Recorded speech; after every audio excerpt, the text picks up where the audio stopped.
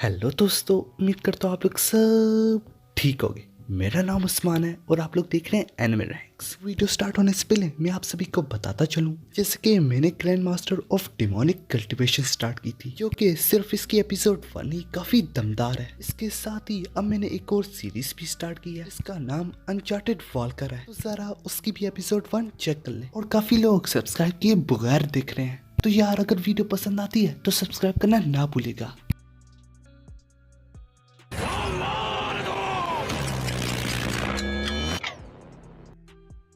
हमारी एपिसोड की शुरुआत में वो बूढ़ा शख्स अभी तक बाकी को गवारा के किस्से सुना रहा था।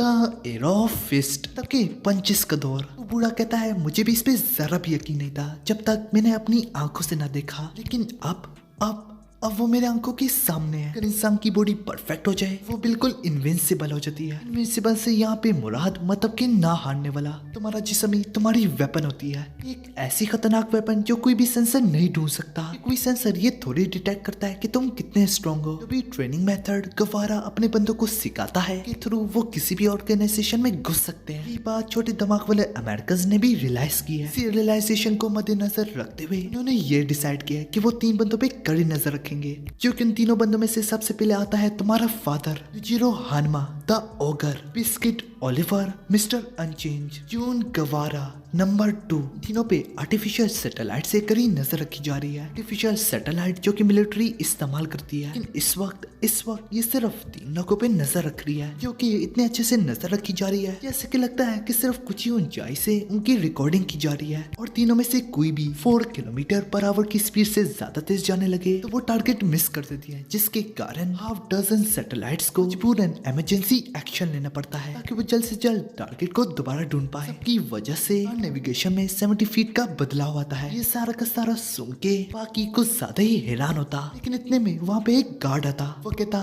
ओए बुड्ढे, तुझे इतनी ज्यादा देर क्यों लग गई? तो वो बुड्ढा बहाने बनाते हुए बाकी की तरफ इशारा करते हुए कहता है, क्योंकि ये खाना खाने से इनकार कर रहा था और बस मैं तो उसे वार्न कर रहा था। वो बूढ़ा शख्स ये सब कुछ कह रही होता है, तुरंत से वो गार्ड अपनी आयरन स्टिक उसी अंगूठे पे मारता जिससे वो बाकी की तरफ इशारा कर रहा होता। बूढ़े शख्स के अंगूठे का राखून टूट जाता, उससे काफी ज्यादा तकलीफ होने लगती। वो गार्ड अब कहता, क्या तुम भूल गए रूल है कि ज्यादा बकवास नहीं करनी। बूढ़े शख्स ने कुछ किया भी ना होता, लेकिन इसके बावजूद भी उसने एक राखून तोड़ भी दिया होता, लेकिन सबसे बढ़ के उसे अभी तक चैन ना आया होता। कहता, क्या मैं तुम्हारी आंख निकालूं या तुम्हारा नाक तोड़ूं या फिर तुम्हारा जाग को तोड़ फोड़ डालूं? इस बेचारे गार्ड को ना मालूम होता कि वो किससे पंगा लेने जा रहा है। देखते ही देखते एक दमदार सवार उसकी टोपी को हवा में दे मारता। उसके होश ठिकाने आते वो अपने सामने बाकी को पाता। बाकी कहता है, यहाँ पे जिसको भी सजा मिलेगी वो तुम ही होगे। कौन सा एक बूढ़े शख्स पे जुल्म करने से तुम्हारे सर पे बाल उगाएंगे। ये देख के वो बूढ़ा भी थोड़ा डर जाता, मगर फिर भी वो गार्ड बाकी का शुक्रिया कहता। वो कहता, मैं इसलिए अब तक ये जॉब करता हूँ क्योंकि मैं तुम जैसे बंदे से ही मिलना चाहता था। अब जो कि मुझे एक बहाना मिल चुका है कि तुमने ही मुझ पे हमला किया। ये सब कुछ बकवास कर रही होता और बकवास करके वार करने जा रहा होता, लेकिन उससे पहले ही बाकी अपनी लात उसके मुंह पे दे मारता। मुंह पे लात मारते ही वो शख्स सीधा उड़ के बाहर जाता। आके बाकी मजीद बोलता, देखो यार, मैं तुम्हारी कोई बेइज्जती नहीं करना चाहता, लेकिन जो भी मेरा अंगूठा शंगूठा बांधा हुआ है, इस दौरान भी मुझे लड़ते हुए जरा भी दिक्कत नहीं आती। कहते हुए बाकी उसे दिखा रहा होता कि वो कितनी आसानी से खोल सकता है। वो शख्स बिना नोटिस किए बगैर उस पे दमदार वार करना शुरू कर देता कि तमाम के तमाम हमले बाकी बड़ी आसानी से डॉज कर लेता। हमलों से बचते बचते वो उसकी गंजी टिन पे एक लात मारता, इसके तुरंत बाद ही दूसरी लात मारता, इसकी वजह से वो सीधा नीचे गिरने जा रहा होता। फिर बाकी तुरंत से ही बंधे हुए हाथों को समेत ही पीछे से आगे लाता। गिरने से पहले ही उसे बचाने के लिए अपना हाथ आगे करता। इसकी वजह से बाकी की उंगलियों से काफी खून आने लगता। इस गार्ड के तो रंग ही उड़े होते, बस वो यही कह रहा होता,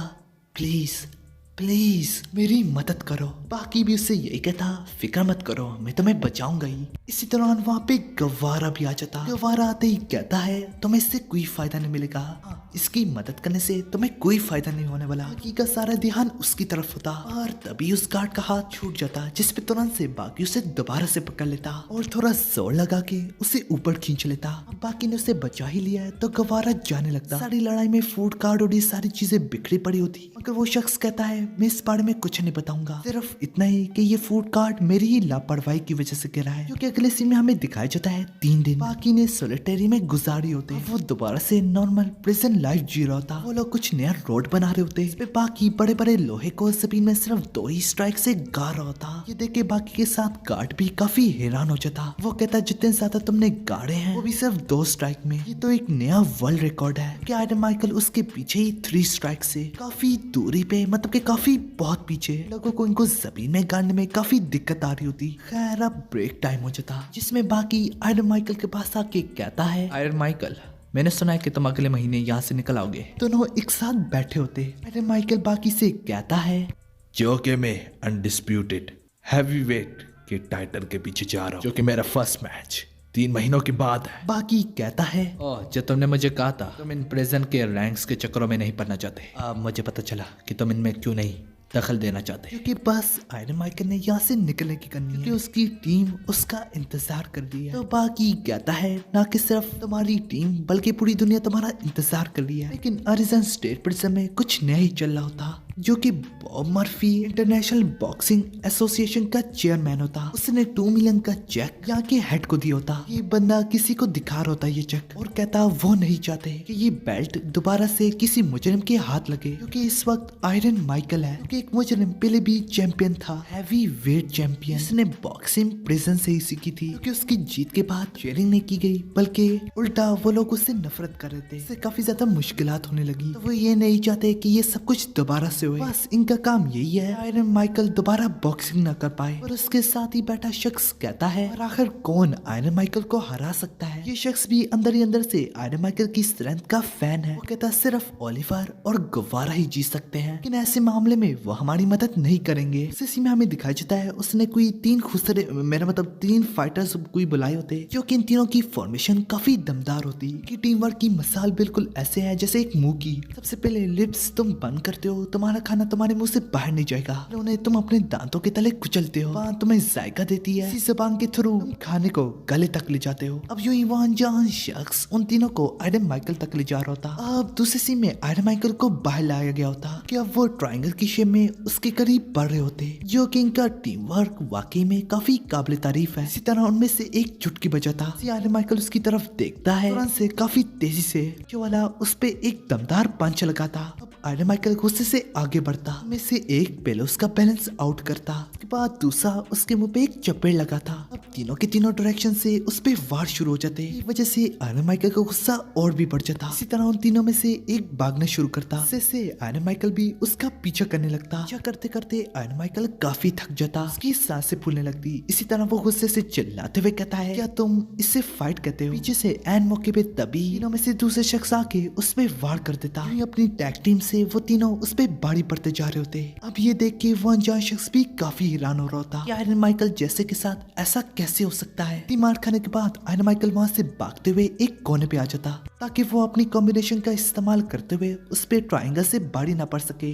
अब तीनों की तीनों उसके सामने होते, जो देख के वो अनजान शख्स खुश होता और कहता तुम ये कर सकते हो जैम। जो देख के वो तीनों भी उसकी दाद देते और कहते तुम्हारी इज्जत के लिए हम भी बॉक्सिंग पे शिफ्ट होंगे। अब यहाँ पे हमारी एपिसोड खत्म हो जाती। वीडियो पसंद आए तो लाइक करो, अगर पहले से नहीं किया तो सब्सक्राइब करो, साथ ही साथ मूवी नेक्स्ट को भी सब्सक्राइब करो। अरे कर दो ना।